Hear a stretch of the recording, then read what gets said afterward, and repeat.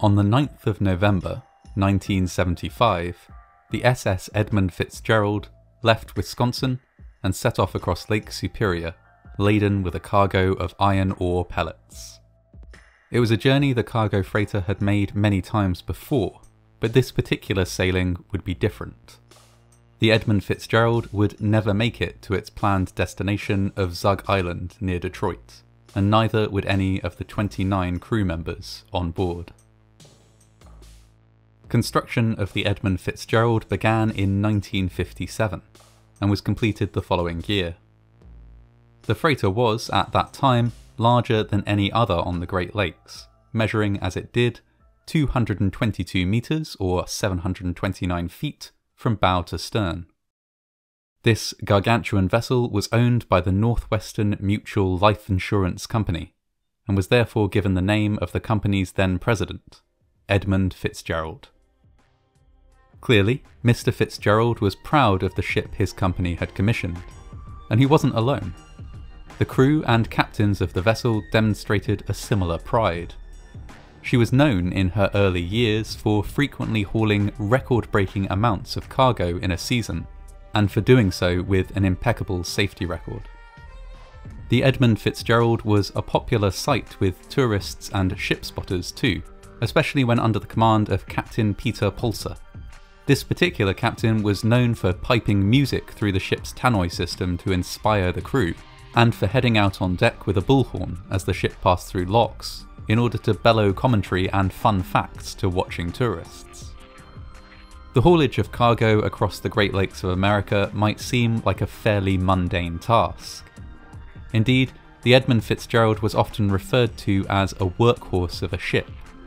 It's safe to say though that among those in close contact with her she was a much loved workhorse. In her early years she was cared for well, and thus by 1975 was nowhere near the end of her expected lifespan. All being well, it was thought that she stood a good chance of lasting well into the 2000s. However, this was not to be. On the 9th of November 1975, the Edmund Fitzgerald set out on a routine voyage from Wisconsin to Zug Island, loaded with a cargo of iron ore pellets. She departed around 2:15 PM, at which time the weather forecast was fair. A storm was due in the early hours of the next morning, but the National Weather Service predicted that it would pass by to the south of Lake Superior, and would thus be of no concern to the crew of the Edmund Fitzgerald. Just 5 hours later, however, the National Weather Service updated their predictions. Far from passing by to the south, the storm would bring gale-force winds to the whole of Lake Superior. The captain at the helm of the Edmund Fitzgerald for this journey was 63-year-old Captain Ernest M. McSorley. When McSorley received this worrying forecast, he ordered a change of direction, steering the freighter towards the Canadian shore of the lake, where it might be able to find some shelter from waves and wind. By 1 AM on the 10th of November, the Edmund Fitzgerald was battling its way through a powerful storm. Winds blew at more than 50 knots, and waves more than 3 meters or 10 feet high smashed against the sides of the ship. Doggedly, the Edmund Fitzgerald crawled onwards through the onslaught. Morning came and the storm continued. At around 2:45 PM that day, snow was added to the already challenging conditions, reducing visibility and forcing the Edmund Fitzgerald to slow to a crawl. At 3:30 PM, Captain McSorley radioed another nearby ship, the SS Arthur M. Anderson, which was following the same course as the Edmund Fitzgerald, but about 16 kilometers or 10 miles behind. "I have a fence rail down, 2 vents lost or damaged, and a list," reported Captain McSorley. In this context, list meant that the ship was tilting to one side. Captain McSorley asked the Arthur M. Anderson to stay close in case of an emergency. Later, around 7:10 PM, the first mate on board the Arthur M. Anderson checked in on Captain McSorley. After providing some navigational guidance, he asked, "By the way, Fitzgerald, how are you making out with your problems?" Stoically, Captain McSorley replied, "We are holding our own." That would be the last communication of any kind from the Edmund Fitzgerald. The crew of the Arthur M. Anderson tried to radio again and again, but could not get through, and couldn't spot the ship on radar. They contacted the Coast Guard, first to express concern, and then to outright report that the Edmund Fitzgerald was missing. By 9 PM, the Arthur M. Anderson had reached a safe harbour in Whitefish Bay between Michigan and Ontario. However, the Coast Guard was soon in touch to ask the ship to turn around and venture back out to look for the Edmund Fitzgerald. The captain's hesitancy in responding gives some indication as to the conditions at the time. "Well," he replied to the Coast Guard, "I'll go back and take a look, but God, I'm afraid I'm going to take a hell of a beating out there. I'll turn around and give her a whirl, but God, I don't know. I'll give it a try." Despite the awful conditions, the Arthur M. Anderson led the search. It was to be an unsuccessful one.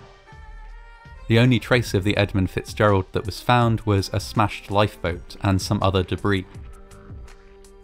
After many ships had spent many hours searching the waters in increasingly treacherous conditions, there was only one conclusion that could be reached.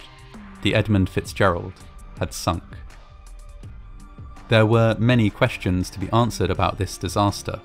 First and foremost among them was what had actually caused the sinking. There had been no distress signal, and not one of the crew members on board had been able to escape in a lifeboat. How were other ships in the area able to weather the storm when the Edmund Fitzgerald was not? Was there anything particular about the design of the ship that led to its sinking? Even now, after years of extensive investigation, there are no answers to these questions, only many theories.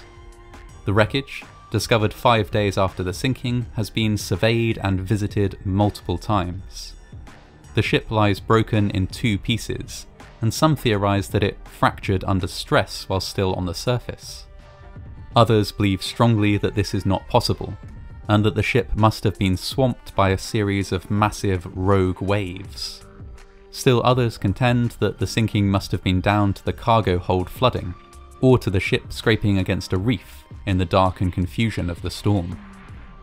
Perhaps, it was alleged, the ship had not been as well cared for under Captain McSorley as it had in previous years. Some evidence was found that repairs had been deferred or temporarily patched, and the captain had a reputation for pushing the ship hard and accepting no delays, even in extreme weather conditions. Perhaps it was his actions and decisions that caused the Edmund Fitzgerald to be lost. While the exact mechanism of the disaster remains unclear, several contributing factors were identified in the years after the wreck, and even though no single one could be blamed for the incident, changes were made to improve safety across the board. In the aftermath of the disaster, depth detectors were made mandatory on ships over a certain weight, as were survival suits for all crew. Navigational and communication infrastructure on the Great Lakes was improved dramatically, as were maps and charts of the area. Finally, the US Coast Guard began a much more rigorous inspection program of all ships sailing on the Great Lakes. These routes are not without danger, but thanks to these changes and more, there hasn't been another incident as deadly as the sinking of the Edmund Fitzgerald in the area since. A memorial to the 29 crew members who lost their lives when the Edmund Fitzgerald sank stands near the water at Whitefish Point in Michigan. The ship's bell and anchor have also been retrieved, and are kept in museums to be preserved in honour of the memory of the deceased.